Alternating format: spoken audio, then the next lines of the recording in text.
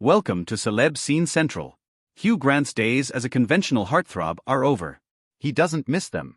Let's face it, no one wants me to play the romantic lead anymore, he tells Entertainment Weekly, and thank God they don't. This fall, the Notting Hill Star headlines Heretic, in theaters November 15th, the latest horror thriller from directing duo Scott Beck and Brian Woods, best known for penning A Quiet Place and directing 65. The film is something of an anomaly in both the horror landscape and Grant's filmography. It's a verbose, claustrophobic thrill ride that hinges on lengthy conversations about faith and religious institutions, and it's Grant's first foray into the genre since Ken Russell's 1988 film The Lair of the White Worm.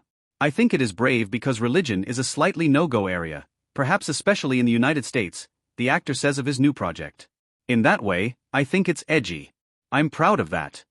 In his introductory scene, Mr. Reed Grant magnanimously opens his front door for Sister Barnes, Sophie Thatcher, and Sister Paxton, Chloe East, two young missionaries from the Church of Jesus Christ of Latter-day Saints who seek to convert him to the Mormon faith. Reed offers the duo freshly baked blueberry pie and welcomes a lively conversation about their faith. His warm friendliness and cheeky self-deprecation suggest a character who plays perfectly to Grant's usual strengths as a leading man. Unfortunately for Barnes and Paxton, and fortunately for viewers, Reed's hospitality only goes so far, and the girls' stay devolves into a marathon of theological mansplaining and chaotic violence as Grant's character slowly reveals his true intentions, and with them his unpredictable dark side.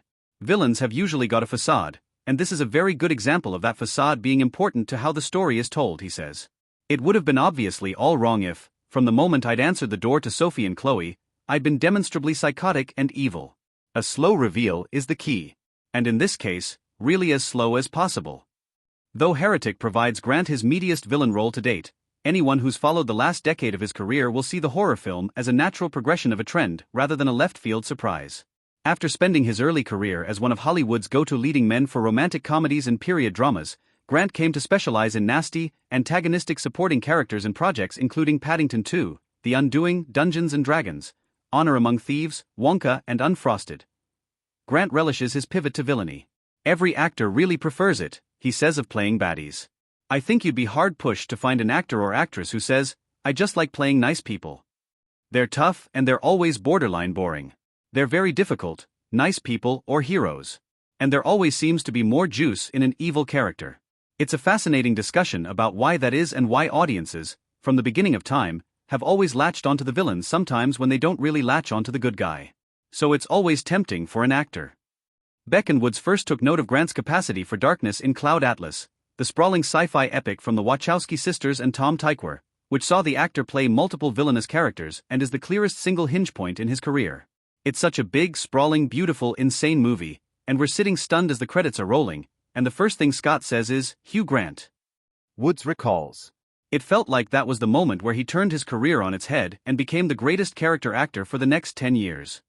He seemed like he just gave himself over to the roles that interest him and not the roles that an audience expects of him, and that to us is always exciting, Beck adds. Hugh was at the tip of our tongue very early in the process. There was something about knowing him as this very amiable, humorous gentleman, and yet there felt like there was more underneath that surface. And then we started seeing the crack in that veneer where he was playing these darker roles and starting to access something that we weren't familiar with. And it felt like the cinema world at large was not familiar with, but chomping at the bit to get to know more about that side of Hugh Grant. With Heretic, the filmmakers were thrilled to embrace the audience's existing relationship with Grant's screen persona and append it for maximal dramatic effect. It felt immediately like this could weaponize 35 years of what the world knows of Hugh Grant, and that was incredibly exciting to us, Beck says. The directing duo was inspired by Paul Thomas Anderson's subversion of Adam Sandler's usual image in 2002's Punch-Drunk Love.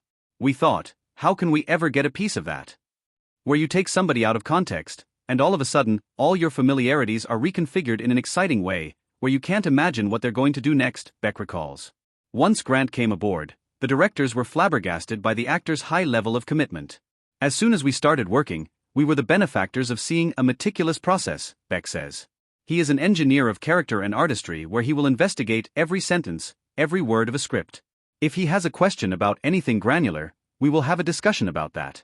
And the homework that he puts himself up to, the task is beyond anything that we've ever seen in any other collaborator. Grant describes his work on Heretic as, more or less, another day at the office, though he concedes that his approach might surprise his colleagues. It was the usual process for me now, which is incredibly detailed and thorough, possibly to the point of insanity, he says. I start months and months and months before filming, and I go through the script with the finest toothed comb, over and over again, asking myself questions. Why does he say that? Why does he do that? Grant's detailed inquiries help him gain a complete understanding of the character. Very often, the answers to those questions lead off into areas of his past, he says. I jot those down and I create a vast kind of backstory and biography for the character. I talk about it with the writers, the directors, so that nothing is ever said or done just because it's written. I kind of know why he's doing it. Grant's process also sometimes inspires changes to dialogue and blocking in subsequent takes. Very often ideas for things to say or do come up, and I jot those in the margin. And if I've got a collaborative director, I use them, perhaps not in every scene, but in a lot of cases, after having played the scene as it's written, I very often do it with my additions. While shaping Mr. Reed, the actor says he drew inspiration from conniving figures he's encountered in real life, though he won't disclose specifics. There have been people in my life who were useful to me, people who were very, very clever, brilliant really, and in some ways very plausible and quite charming and quite bewitching, but who you gradually realize that there's something deeply wrong with them, he explains. And these people very often really struggle to have any relationships in life, any meaningful friendships, and resort to things like pranks and slightly unfunny jokes and model making and stuff like that.